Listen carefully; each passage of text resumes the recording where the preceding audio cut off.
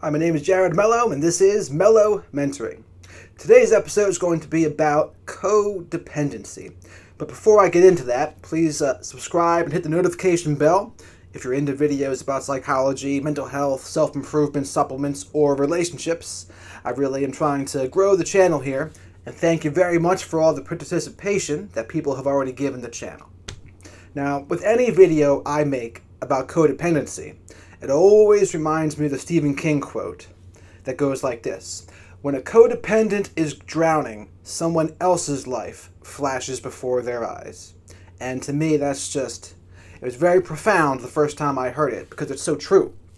Oftentimes, codependent people don't really have a solid sense of self, and they have weak to no boundaries, are generally people pleasers, and have a hard time saying no. Now, a lot of people who are also addicts, they become codependent to substances, right? But you scratch beneath the surface of most addicts, and there's going to also be a codependent. Now, I recognize codependence when I hear people constantly talking about someone else and obsessed with another person, as opposed to looking to their own lives for fulfillment, etc. So a codependent person, what they generally do is they take on the problems of someone else, and they try to fix them and solve them, but really, what's actually going on is, it becomes a sneaky coping mechanism to not work on their own lives. It's more important to be the right person than it is to find the right person. And this is something that codependent people struggle with. The solution to codependency is learning how to be completely fulfilled by our own lives. And for some people, it's extremely difficult. They would rather stay in unhappy relationships because they are comfortable with the familiar pain than to branch out and to go on their own.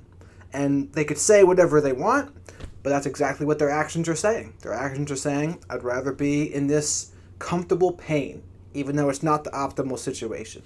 So first step for a codependent is work on your own life. Be okay single. And then work on respecting yourself. Work on developing healthy boundaries. Learning how to say no, right? Learning that you have worth. And I always like the expression, know your worth, then add tax. Codependents generally do the opposite of that. They don't know their worth, and then they actually give it away for nothing. And they do all this work for other people that, honestly, the other person probably doesn't appreciate it too much, nor do they even ask you to do it in many cases either. You're just doing it because you think that's what they want. And it makes you happy to make other people happy. But this is what codependent people need to do. They need to learn how to become their own mental point of origin. Start learning to care what they think about themselves and what direction they are headed, as opposed to being so concerned about what somebody else thinks of them and what's going on in someone else's life. And it becomes hard. It's especially hard if you're in a relationship. Usually codependents can get better if they're willing to be single for a little while and work on their own lives. And what do? You work on your mind, body, spirit while alone. You work on your career. You work on hobbies. Hobbies are something a lot of codependent people just don't have. Another person becomes their hobby. You work on your finances. You work on your relationships with friends and family. You learn how to have fun by yourself. Have a life you actually love. Because that's another thing codependent people struggle with. They look outward for inward fulfillment. They just do.